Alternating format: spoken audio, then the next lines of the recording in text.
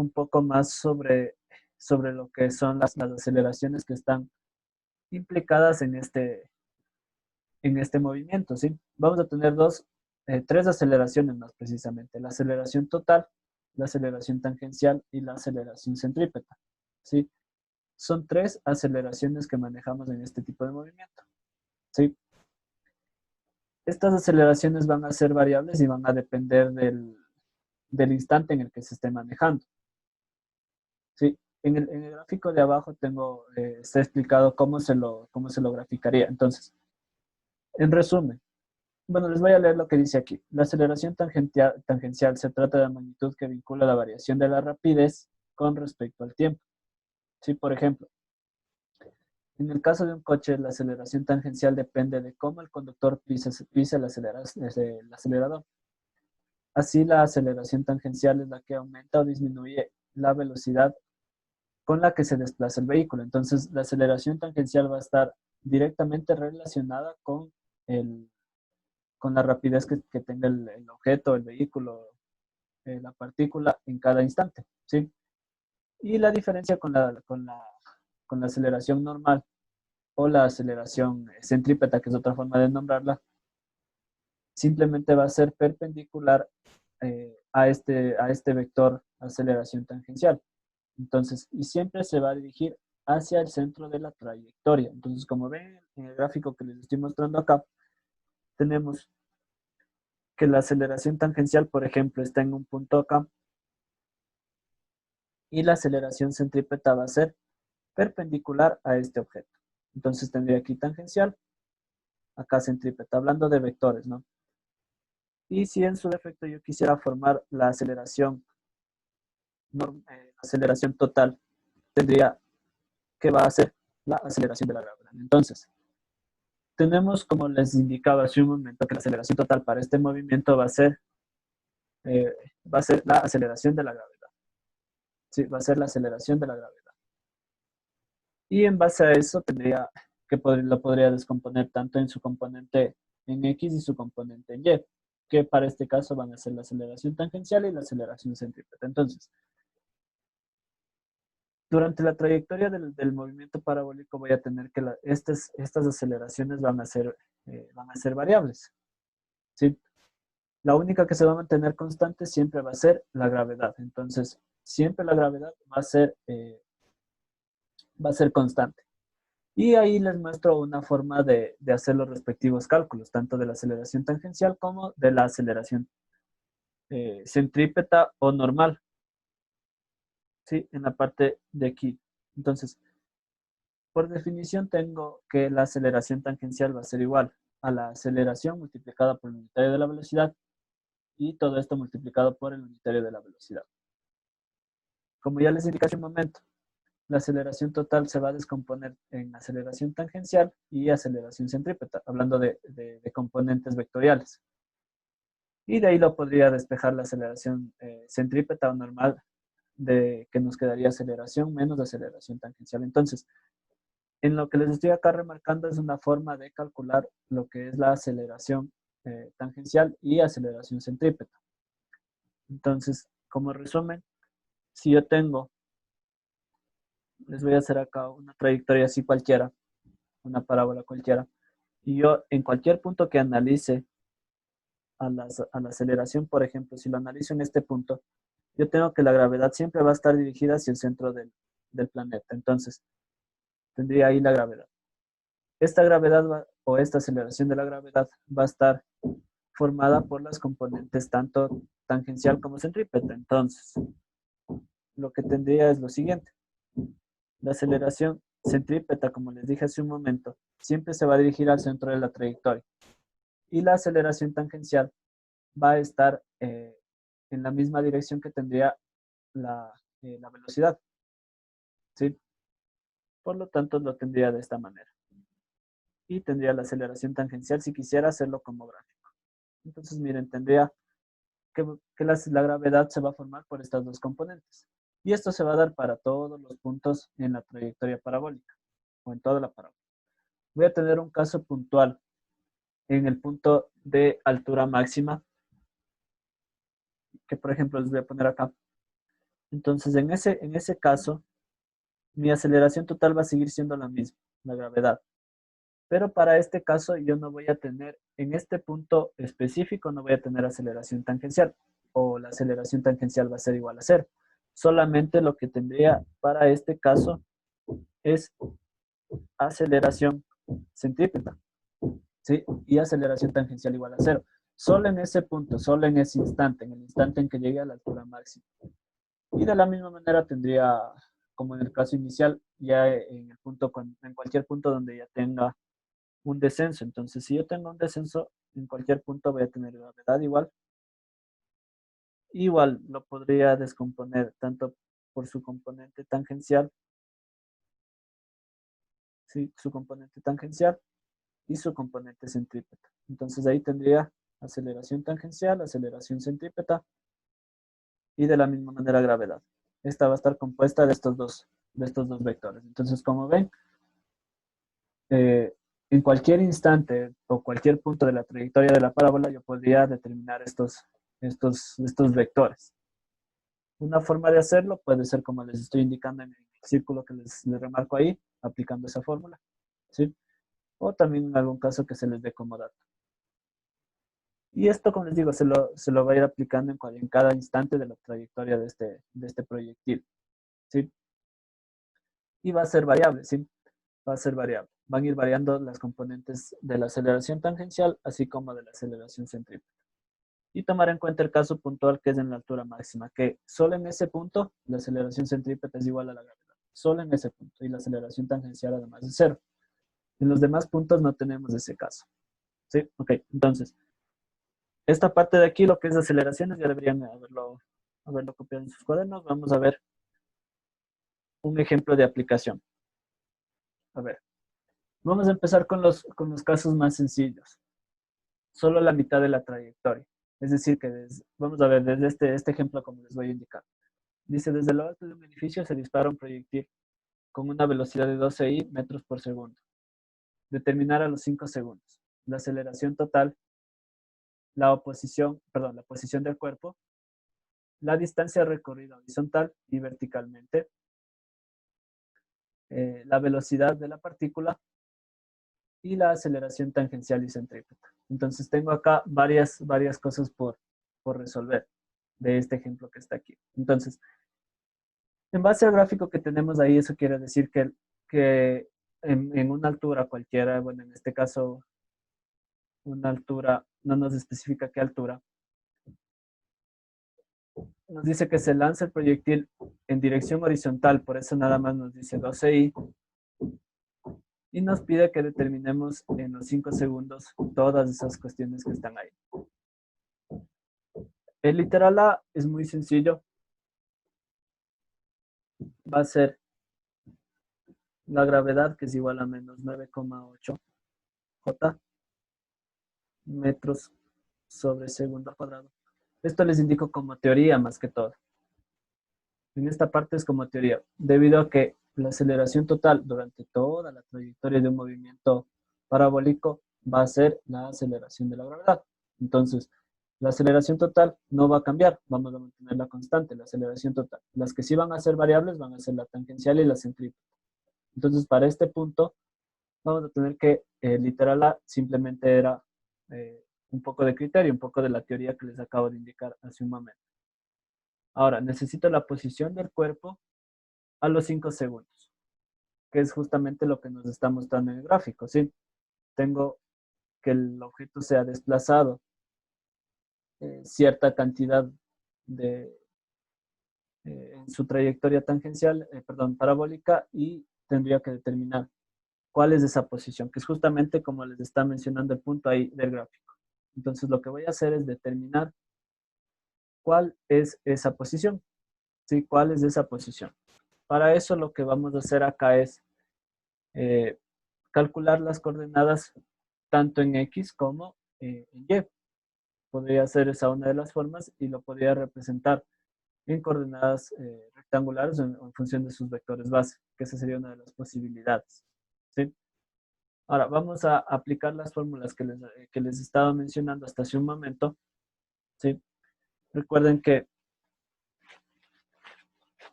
Recuerden que la velocidad en el eje X se mantiene constante, entonces eso es algo que quiero que tengan muy claro. La velocidad en el eje X se mantiene constante, entonces tengo que el vector velocidad va a ser 12i inicial, 12i más 0j. El 0j no se lo pone, pero yo les estoy poniendo aquí para que tengan claro que en el eje Y no tengo absolutamente, no empieza con rapidez, pero va a ir adquiriendo una rapidez en el transcurso del movimiento. ¿Sí? Ahora, lo que yo podría hacer para determinar cuál es la posición del vector en el eje X, pues simplemente lo que yo podría hacer es, recuerden que para el eje X yo tengo movimiento rectilíneo uniforme, esto quiero que lo tengan muy claro, por lo tanto solamente voy a tener una posibilidad de fórmula, que es igual, que la rapidez es igual a la distancia sobre el tiempo. No tengo ninguna otra fórmula para el eje X. Bueno, además de la fórmula que les puse en un principio para el alcance máximo. Sí, para el alcance máximo. Ahora, lo que podría hacer es aplicar esta fórmula. Recuerden que la velocidad en el eje X no va a cambiar, por lo tanto, lo que podría hacer es despejar ahí la distancia, que en este caso, basándome en lo que nos está mostrando ahí, sería el Rx. Por lo tanto, tendría que el Bx va a ser igual al Rx sobre el tiempo. Y aquí tendría que despejar el Rx nada más, que sería el Bx multiplicado por el tiempo. Reemplazar datos y llegar a la respuesta. Nada más que eso. Velocidad en X se va a mantener constante, va a ser la misma, por lo tanto debería ser 12. Entonces tendría que el Rx es igual a 12, que multiplica a los 5 segundos. Por lo tanto, el Rx va a ser 60. Y ya tengo la parte del eje X de la posición. Me haría falta nada más la parte del eje Y para poder completar el vector posición. Y de paso ya tendría distancia recorrida horizontal y distancia recorrida vertical también. Entonces, tengo que ir haciendo estas otras partes. Ahora, para el eje Y, esto quiero que lo tengan muy claro. Para el eje Y tengo movimiento rectilíneo uniformemente variado. ¿Sí? Por lo tanto, para este caso, no voy a aplicar la fórmula que apliqué anteriormente, sino voy a aplicar las fórmulas de movimiento rectilíneo uniformemente variado. ¿Sí? Que dependiendo de los casos o los datos que disponga, pues tendría que ir aplicando cualquiera de estas. Entonces, la fórmula que en este caso me va a servir va a ser la de la posición, que era velocidad inicial en Y multiplicado por el tiempo más un medio de la aceleración por el tiempo al cuadrado. Recuerden que este dato acá va a ser negativo, ¿sí? De la gravedad. O dependiendo de la trayectoria que estemos manejando, pues puede ser positiva, ¿sí? Ahora, tenemos que tomar en cuenta aquí el siguiente caso. Yo les indiqué la fórmula con el signo menos, entonces aquí les voy a poner igualmente con el signo menos. Entonces lo que vamos a hacer es simplemente reemplazar los datos. Sí, reemplazar los datos. Obviamente esto va a ser para el RY y vamos a reemplazar los datos. Recuerden, velocidad inicial en Y va a ser 0. Les voy a poner acá los datos más separados para que lo tengan a la vista. Y tendríamos que nada más reemplazar. Entonces, velocidad inicial en Y es 0, por tiempo que sería 5, no haría falta menos un medio del 9.8, que es la gravedad, por el tiempo que sería 5 al cuadrado. Y nada más resolver este valor. Vamos a ver cuánto nos sale este producto que tendríamos. Un medio multiplicado por 9.8 y por 25, que sería 5 al cuadrado. Esto nos da 122.5. 122.5 metros. Sí, 122.5 metros. Bueno, acá también son metros. Tomar en cuenta esos detalles. Esto va a representar la posición en el eje Y. Ahora nada más lo que tendríamos que hacer es ubicar estas dos posiciones como un solo vector, como vector posición. Sería su componente en X, que serían 60i, y bueno, acá me faltaba el menos 122,5 J. Esto en metros. Y ya tendríamos el vector posición, ¿sí? El vector posición ahí.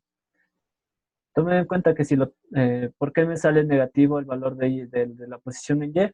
Por el sistema de referencia del punto de partida que les acabo de remarcar. Entonces, si yo tengo un vector o una posición en Y para abajo, pues va a ser negativo. Y si tengo la X hacia la derecha, va a ser positivo. ¿Ok? Entonces, tomemos en cuenta esos detalles. Ya tengo el literal B. Además que el literal C ya lo tenemos por separado, ¿no? Tanto como la posición en X como la posición en Y. Esos van a ser los vectores, perdón, las distancias recorridas tanto horizontal como vertical. Sí, esos van a ser los dos datos. Que ya los tengo ahí ya los calculé para encontrar la posición. Más aquí, precisamente lo que yo quiero que ustedes tengan muy claro es cómo se comportan los movimientos, tanto para el eje X como para el eje Y. Eso quiero que tengan muy claro, que para el eje X es un movimiento uniforme y para el eje Y es un movimiento variado. Quiero que tengan en cuenta esos detalles. El literal C, como nos pedía, distancia recorrida horizontal y distancia recorrida vertical. Entonces, según el gráfico que está ahí, tiene distancia en X y distancia en Y. Eso ya lo calculamos para cada una de las partes, para poder formar el vector posición. Entonces, el vector posición lo que va a hacer es formarse tanto por su componente horizontal como su componente vertical, que es lo que hicimos o calculamos por separado. Y eso es lo que quiero que tengan en cuenta, que para este movimiento normalmente se lo hace de esa manera. Se lo va calculando por componente en X y por componente en Y, debido a que se facilita hacerlo de esa manera. Obviamente sí hay cómo hacerlo vectorialmente y calcularlo para ambas componentes, pero suele confundirse un poco los datos. Entonces es preferible hacerlo por separado. Y después simplemente lo que hacemos es juntar los datos en un solo vector. Entonces ya tenemos la parte inicial. Ya tenemos estos datos, ¿ok? Entonces eh, quiero que copien esta parte para poder continuar con el siguiente literal. El siguiente literal nos dice la velocidad de la partícula. Entonces, para esa parte necesitamos aplicar asimismo un par de fórmulas, una fórmula más. Entonces, quiero que por favor empiecen con esto, copien esto para poder continuar. ¿Ok? Entonces, teníamos que hacer el literal C. Sí, teníamos que hacer el literal C. Vamos a hacer el literal C. Entonces, perdón, pero el literal D. La velocidad de la partícula. Basándonos del principio que en el eje X la velocidad no cambia, entonces yo ya sé el valor de la velocidad en el eje X. Nada más debería determinar la velocidad en el eje Y. Para eso vamos a ocupar una de las fórmulas de movimiento uniformemente variado, que nos decía que la velocidad final va a ser igual a la inicial más aceleración por el tiempo. Sí, anda Sebastián. Entonces, aquí precisamente como les había indicado anteriormente, pues el cambio que se hace acá es cambiarle de signo y usarle como gravedad. Entonces lo que vamos a hacer es reemplazar datos. Tengo que la velocidad inicial en Y era 0, esto ya lo sabemos. Además de que tendríamos menos 9,8 multiplicado por el tiempo que son 5. Esto nos va a dar como resultado 49, menos 49. ¿Esto qué componente debería tener? Debería tener la componente j porque estamos hablando de la velocidad en y. Entonces, si lo ubicamos como vector general, como vector velocidad, tendríamos que es 12i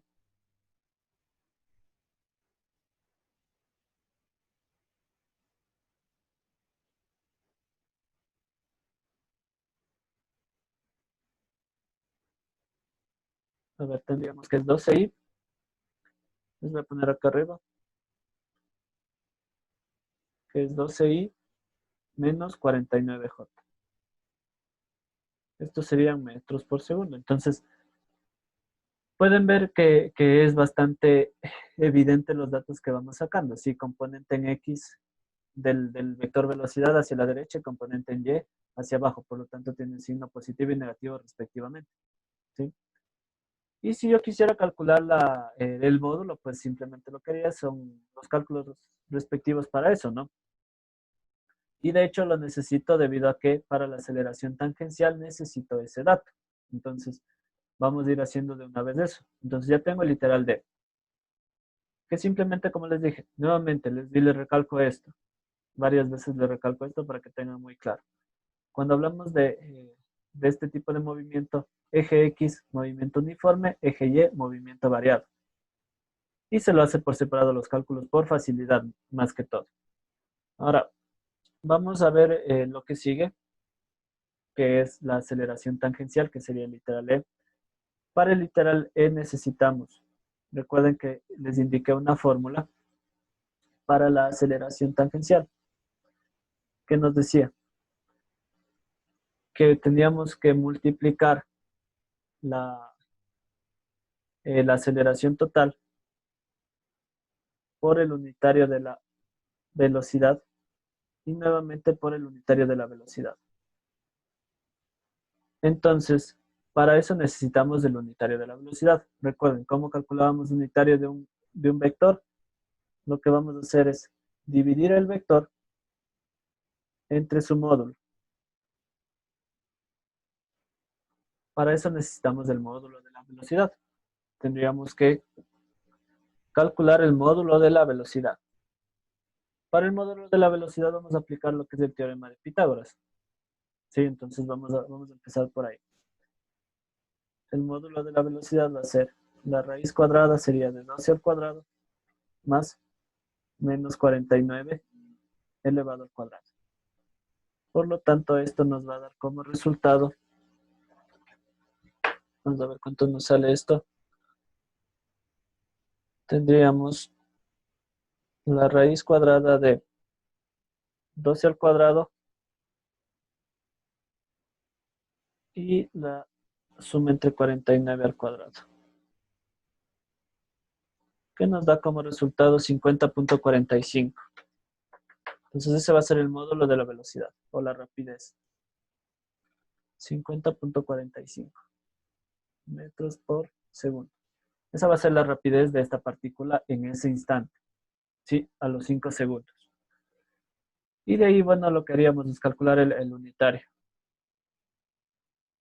Es decir, el vector velocidad que tenemos que es de 12i menos 49j dividido entre 50.45. Y vamos a ver cuánto nos sale esto. A ver, entonces continuemos. Les voy a borrar esta parte de acá.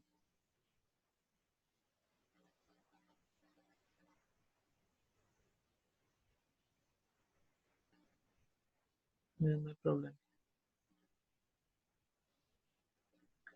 Ahora entonces, lo que tenemos que hacer ahora es la división, ¿no?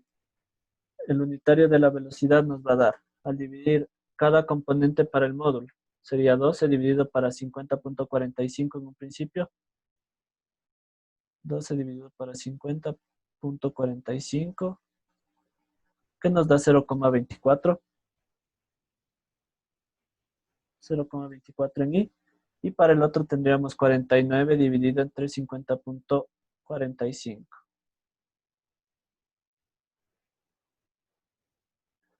49 dividido para 50.45, que nos da 0,97, menos 0,97.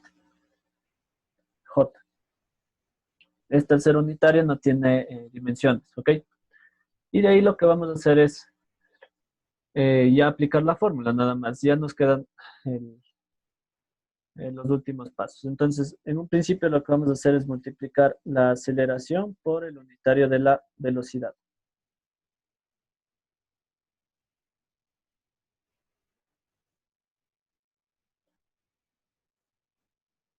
Entonces, reemplazando datos, recuerden que la aceleración es menos 9,8 j.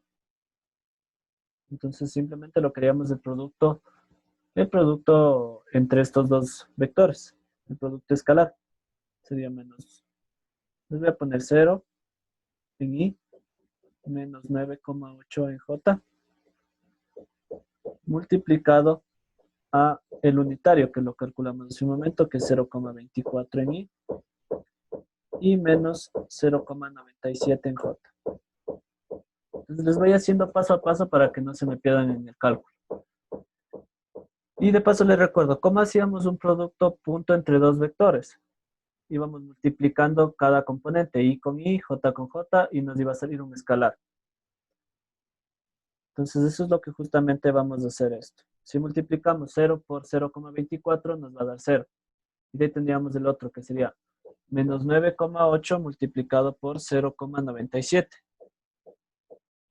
¿Sí? Esto nos va a dar como resultado 9,5.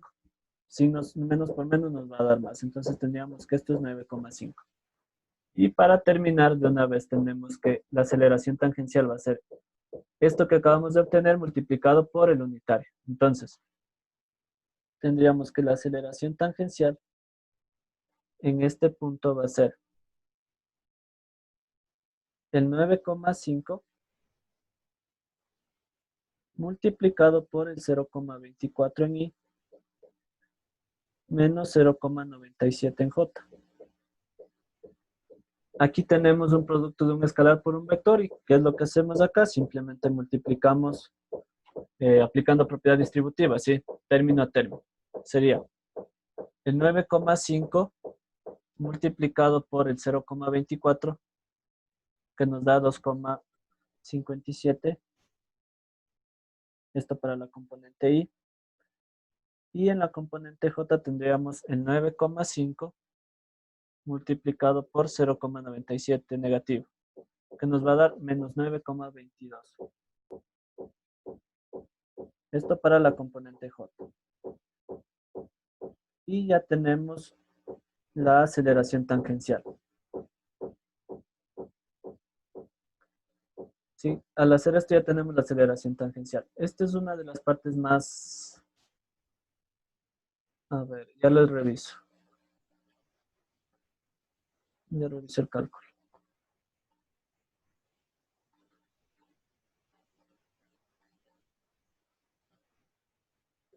A ver, teníamos 9,5 por 9,5 multiplicado por 0,24. Sí, me da 2,57, estamos bien. Ahí revisen, por favor. Entonces ya tenemos esta parte, ya tenemos aceleración tangencial. Esto nos va a dar en metros por segundo al cuadrado, ¿sí? Y nada más ya de aquí, lo que tendríamos que hacer es calcular la aceleración centrípeta. Recuerden que les indiqué igual que la aceleración es igual a la suma entre estas dos, la tangencial y la centrípeta o normal. Y aquí lo que tendría que hacer es un despeje nada más, porque estoy buscando la aceleración centrípeta. Entonces me va a quedar que es la aceleración menos la tangencial. Y nada más reemplazar los datos. Tendría, la aceleración va a ser 0 menos 0 en i, menos 9,8 en j.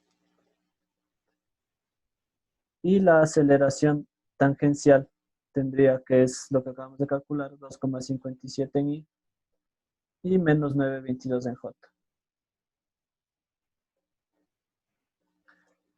Sí, y nada más lo que haríamos acá es resolver esa resta de vectores, tomando en cuenta los signos, ¿no? Entonces, tendría aquí que 0 menos 2,57 me va a dar menos 2,57 en i Y en J tendría menos 9,8 menos 9,22. Entonces sería menos por menos me va a dar más, por lo tanto tendría menos 9,8 más 9,22. Vamos a ver cuánto nos sale eso. Menos 9,8 más 9,22, que nos da 0,58 negativo. Esto para la componente en J. Todo esto en metros por segundo al cuadrado. ¿Sí? Y esto es en cuanto a las aceleraciones tangenciales y centrípetas. ¿Sí? Normalmente esta es la parte más larga de estos cálculos. Lo que es cálculo de las aceleraciones tanto tangencial como centrípeta. ¿Sí? Y bueno, esto es lo que les tenía preparado para esta clase. Gracias por su atención y su tarea ya está cargada en Idokai para que suban esto que hicimos el día de hoy. Hasta aquí, ¿ok? Que tengan un buen día. Hasta luego.